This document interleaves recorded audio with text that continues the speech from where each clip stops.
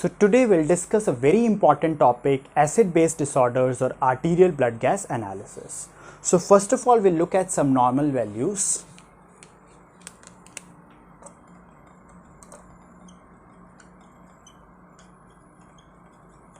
We'll see the normal values of pH, PCO2, bicarbonate, anion gap, PO2 and oxygen saturation. So the normal value of pH is 7.35 to 7.45. The optimal value is 7.40. PCO2 35 to 45 millimeter of mercury. The optimal value is 40 millimeter of mercury. For bicarbonate it is 22 to 28 millimoles per liter. The optimal value is 24. For anion gap it is 6 to 12 millimoles per liter. The optimal value is 10. For PO2 the optimal value is 75 to 100 millimeter of mercury and saturation more than 95%. So these are some of the normal values. Now we'll talk about some important concepts.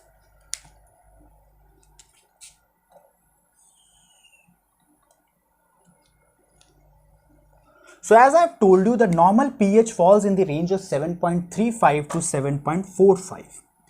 If pH is less than 7.35 or more than 7.45, so if pH is less than 7.35, it is called as acidosis, and if it is more than 7.45, it is called as alkalosis.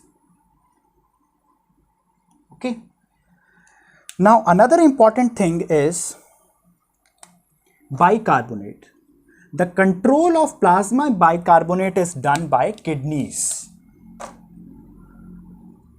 and the control of arterial carbon dioxide tension or arterial partial pressure of carbon dioxide is done by CNS and respiratory system.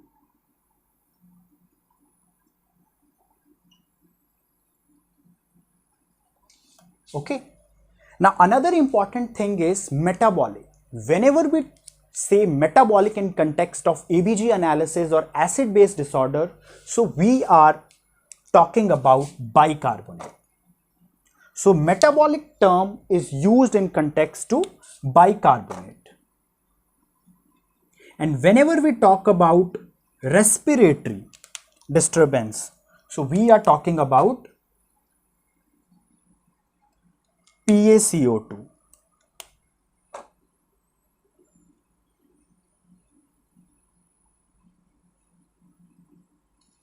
Okay.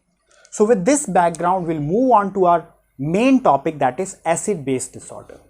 So I'll start my discussion with Henderson-Hasselbalch equation of pH. Henderson-Hasselbalch equation.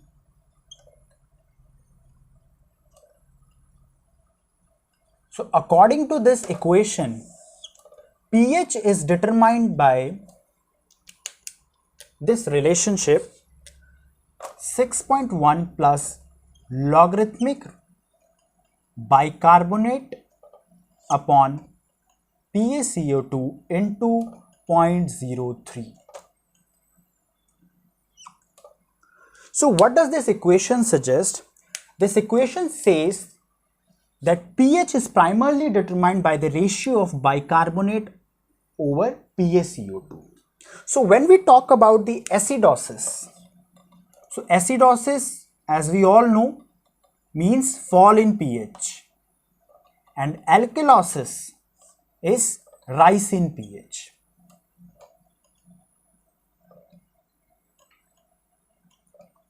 So when will there be fall in pH? pH will decrease if there is a decrease in numerator, that is bicarbonate, or there is a rise, there is increase in denominator, that is PaCO2. So acidosis occurs if there is a decrease in bicarbonate or there is increase in PaCO2.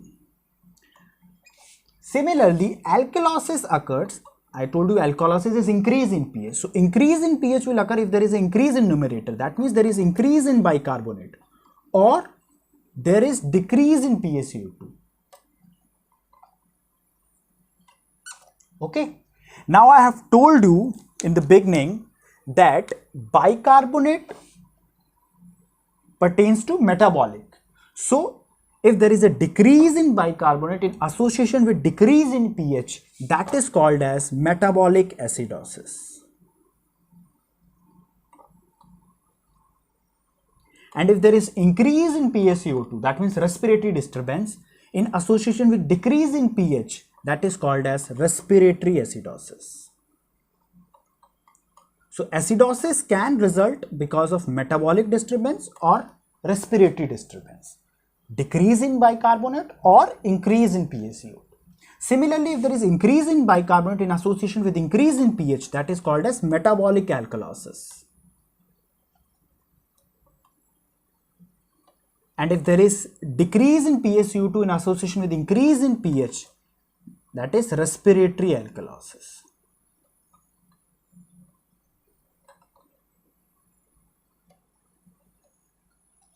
Okay. So now another important thing is, whenever there is a primary metabolic disturbance that incites secondary compensatory respiratory response and vice versa. Okay.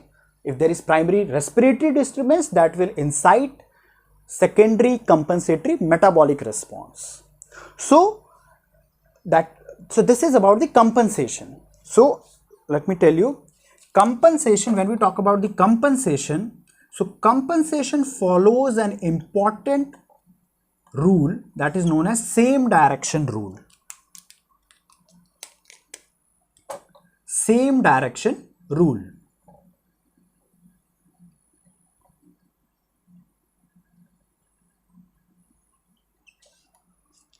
Okay. For example, if there is a patient of metabolic acidosis, that means decrease in bicarbonate. So as a compensation, PaCO2 will also decrease. Okay. That means the change will in the same direction. Decrease in bicarbonate is associated with decrease in PaCO2. Okay.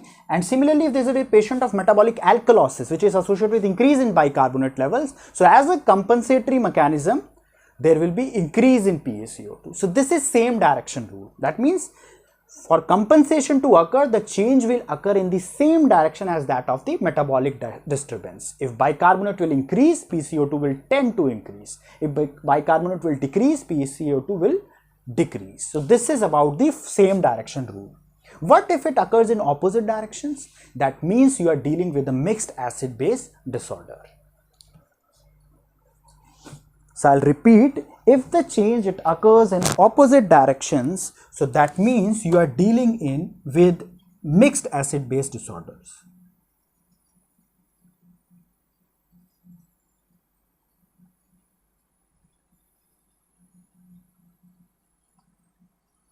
That means a combination of metabolic acidosis or respiratory alkalosis, metabolic acidosis with respiratory acidosis. So you are dealing with a mixed acid-base disorder.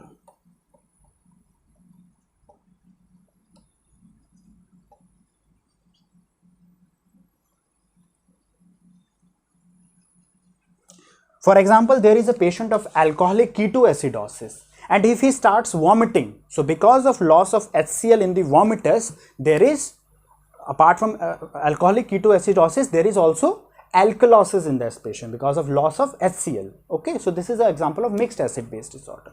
So now we'll talk about the expected compensatory response in each of the disorders. Okay. Okay, now we'll discuss the expected compensatory response in each of the disorder. Now these compensatory responses, they can be predicted by different equations. We'll discuss that. Say if there is a patient of metabolic acidosis. So in a patient of metabolic acidosis, you know it is associated with decrease in bicarbonate levels. So as a compensation, PaCO2 will also decrease. Now how much it will decrease, that is determined by this equation, which is also called as Winter's formula. It's a very important equation, Winter's formula. So PaCO2 is equals to 1.5 into bicarbonate plus 8 plus minus 2.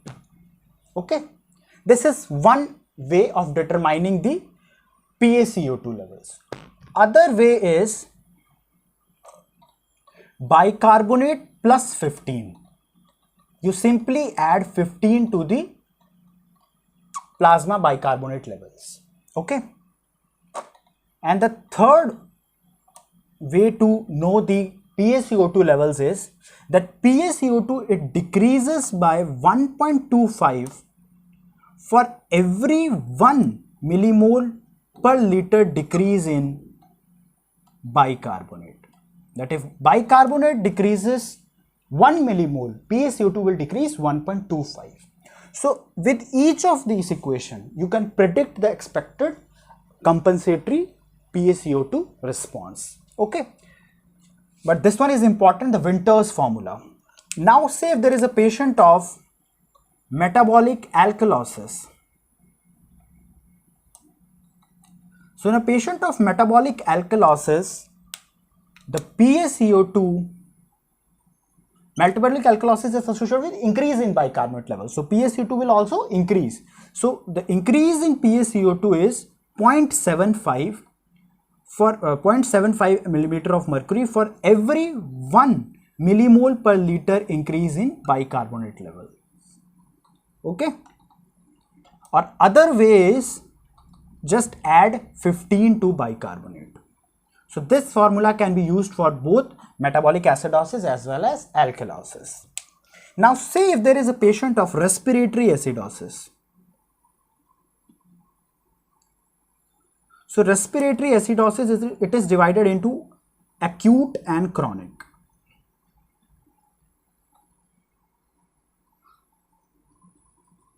So if there is an acute respiratory acidosis, so in that case, respiratory acidosis is associated with increase in PaCO2 level. So as a compensation, bicarbonate will also increase. Now how much that increase will be? Bicarbonate is equals to, there is 0.1 millimole per liter increase in bicarbonate with every 1 mm of Hg increase in PaCO2. That means if PaCO2 increases by 20 millimeter of mercury, bicarbonate will increase by 1 millimole per liter. And in chronic conditions,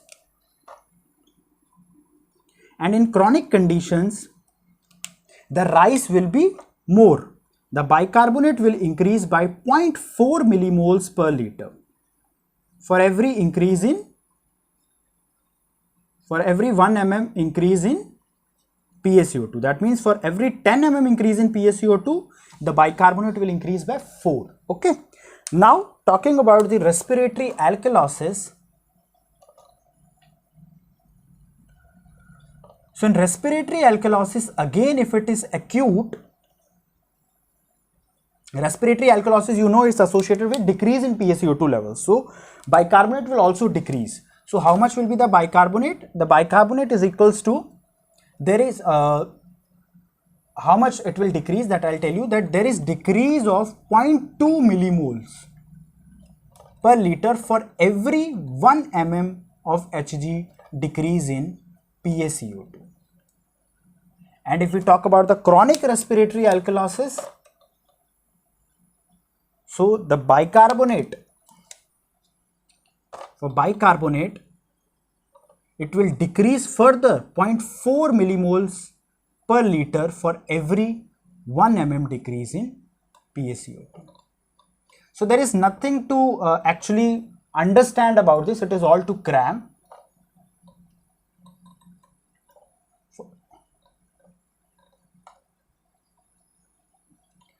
This is equal to, don't look at this is equal to, but just look at this equation that for every 1 mm decrease in PaCO2, the bicarbonate will decrease. Okay, you have say the bicarbonate, it normally if it is 24 and there is 10 mm decrease in PaCO2, so there will be 4 mm decrease in bicarbonate. So what would be the bicarbonate? It would be 20. Okay, so this is equal to is not actually true. I would rather say that this is for bicarbonate, that bicarbonate it will like this, okay, like this.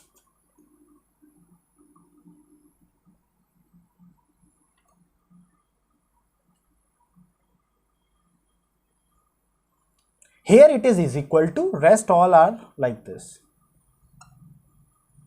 Here also it is equal to, okay. I hope everything is clear, okay.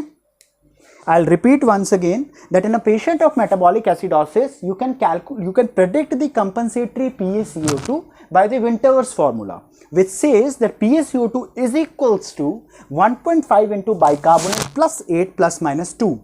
Say if there is a patient of metabolic acidosis, okay, if I just give you an example also.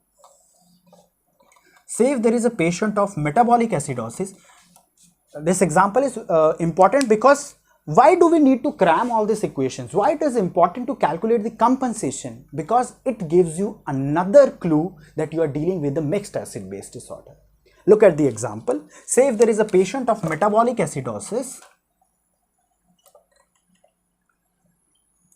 and bicarbonate level is say 10.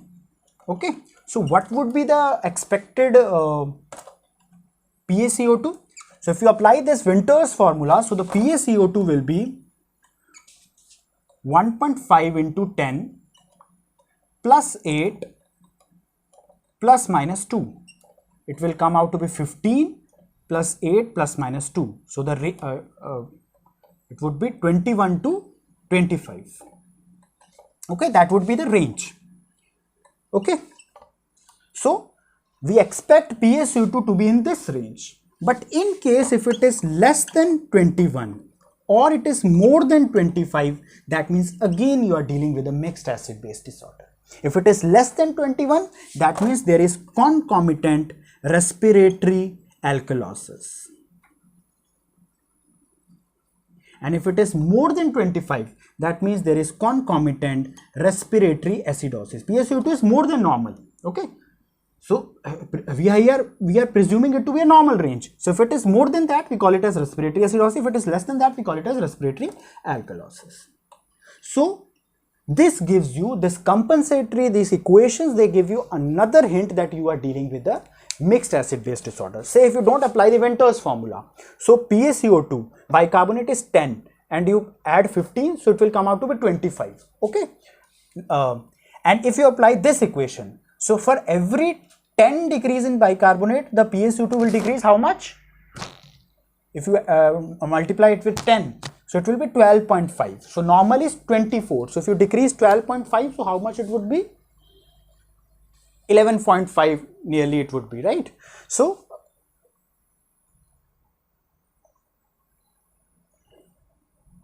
I'm sorry, 10 mm decrease in bicarbonate. So how much will be the PaCO2? Normal is 40. So 12.5 you decrease it from 40. So how much it would be?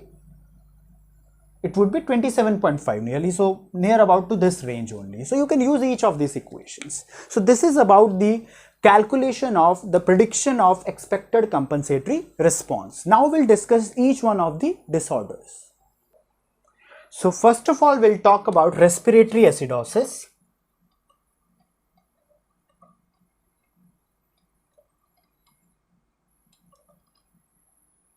So what is the primary cause of respiratory acidosis? So respiratory acidosis, it primarily occurs because of alveolar hypoventilation.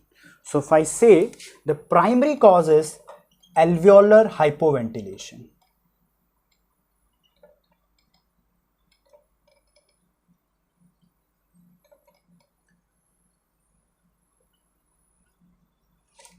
As a result of alveolar hypoventilation, the excretion of carbon dioxide by lungs is not able to keep pace with the carbon dioxide production by the body. So thereby resulting in retention of carbon dioxide in the body. Okay, you get me? The excretion of, what does it result in? The production of carbon dioxide by tissues, by body, that exceeds the excretion of carbon dioxide by lung. So there occurs carbon dioxide retention. So as a result, PaCO2 increases, which in turn result in respiratory acidosis.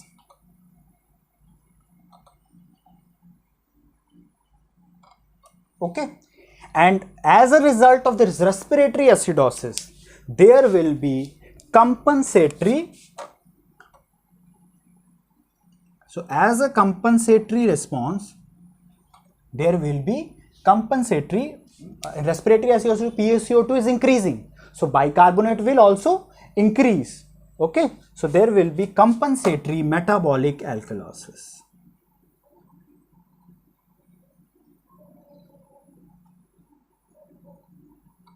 Okay, what happens actually in response to increase in PaCO2 in the body, the kidneys, how do they respond? Because I've told you, kidney is primarily responsible for the control of plasma bicarbonate levels. So in response to respiratory acidosis, kidneys start excreting H positive from distal tubules and it starts reabsorbing bicarbonate. So there is reabsorption of bicarbonates. There is reabsorption of bicarbonate. This occurs in kidneys. Okay, and there is excretion of H positive ions from distal tubules. So this results in, so as a result of reabsorption of bicarbonate, the bicarbonate levels will increase. So this results in compensatory metabolic alkalosis. I hope everything is clear by now. So now we'll talk about individual causes.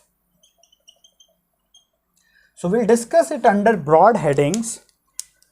Now I've told you that control of PaCO2 is primarily done by CNS and respiratory system. So any condition which results in CNS depression, in particular depression of respiratory center, will result in respiratory acidosis. Okay, so CNS depression. Now this CNS depression, it can result because of drugs like sedatives, anesthetics, morphine, alcohol. So these drugs depress the respiratory center, which in turn decreases the ventilatory drive, resulting in carbon dioxide retention. Okay, so drugs, stroke, infection, tumor, head trauma. So these are all of the conditions which can result in respiratory center depression, which in turn results in alveolar hypoventilation and respiratory acidosis. Okay, now apart from this CNS depression, if there is an abnormality in neuromuscular apparatus which supplies the muscles of respiration. Okay, if there is a problem in motor neurons or neuromuscular junction or in the muscle itself. So if there is a neuromuscular abnormality. So in neuromuscular causes we have poliomyelitis, myopathies like polymyositis or muscular dystrophies. Then we have myasthenia gravis. Then we have hypokalemia and even kyphoscoliosis. It's a musculoskeletal deformity, restrictive defect. Okay, so kyphoscoliosis, these are the conditions. Now apart from that, if there is an obstruction to airflow, okay, so if there is an obstruction to airflow, so that will result in alveolar hypoventilation. So obstruction to airflow can occur in asthma or it can occur in chronic bronchitis as a component of COPD. Okay. Now if there is a parenchymal abnormality which hampers the diffusion of carbon dioxide across the gas exchange barrier. Okay, so if there is a parenchymal abnormality,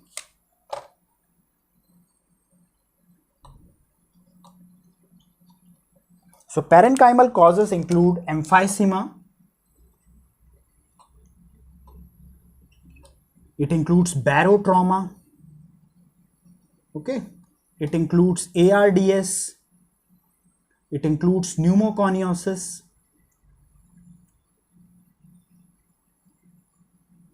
okay. So these are the causes. Now apart from that, the important causes are obesity and obesity hypoventilation syndrome, okay.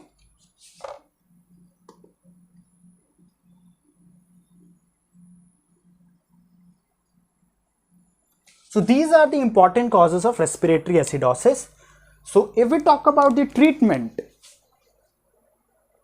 before treatment I want to tell you an important thing, that as a compensation, as a compensatory mechanism to respiratory acidosis, bicarbonate will definitely increase, but it never goes beyond 38 millimoles per liter.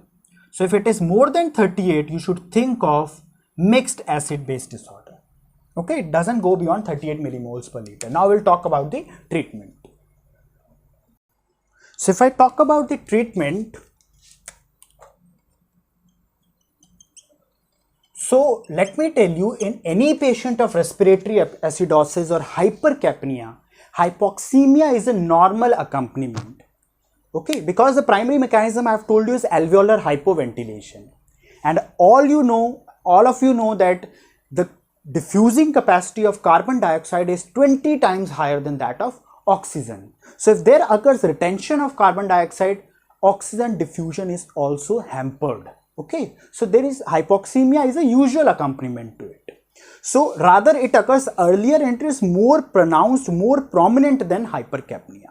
So in a patient of acute respiratory acidosis, hypoxia is main threat to life. It is the major threat. It is not hypercapnia or acidosis which is detrimental or deleterious to health. It is the hypoxia which is the major threat to life. So you need to give the oxygen support to the patient, and if required, early assisted mechanical ventilation is required. Okay. So in a patient of acute respiratory acidosis, you have to correct hypoxemia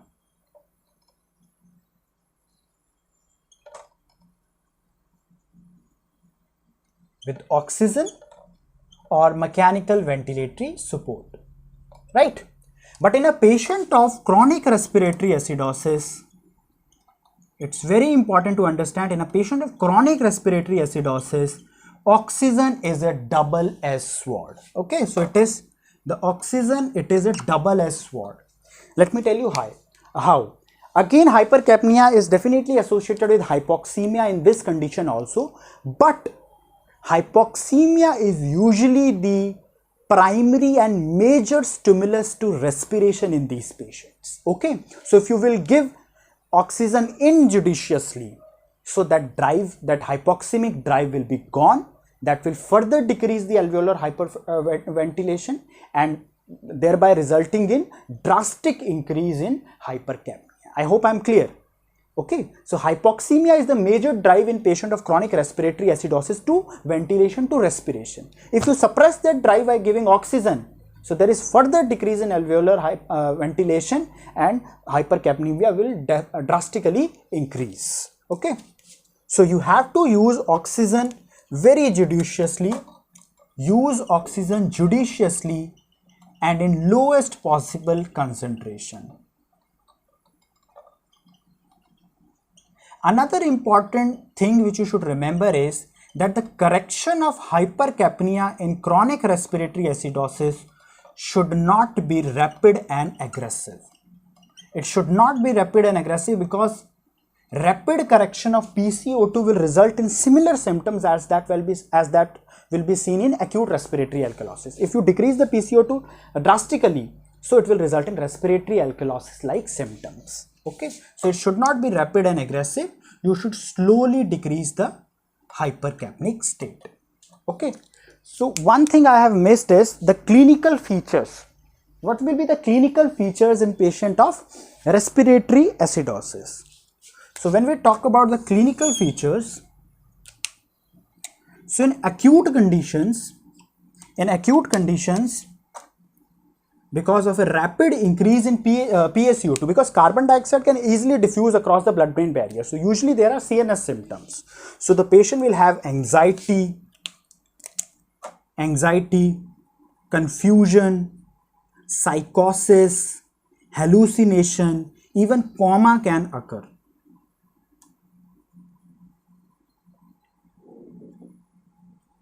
Okay. While in chronic respiratory acidosis, there are less dramatic presentation. In chronic respiratory acidosis, the patient can present with lack of coordination, loss of memory, okay, personality disturbances, altered sleep-wake cycle, like patient have excessive daytime sleepiness, and sleep disturbances, okay. And apart from that, there can have motor problems like tremors, hysterexis, myoclonic jerks. Apart from that, patient can have also, what else he can have? He can have headache, papilledema, abnormal reflexes, signs of increased ICT. So this is the presentation in patient of respiratory acidosis. This is all about respiratory acidosis. We'll discuss about respiratory alkalosis and metabolic alkalosis in subsequent lecture.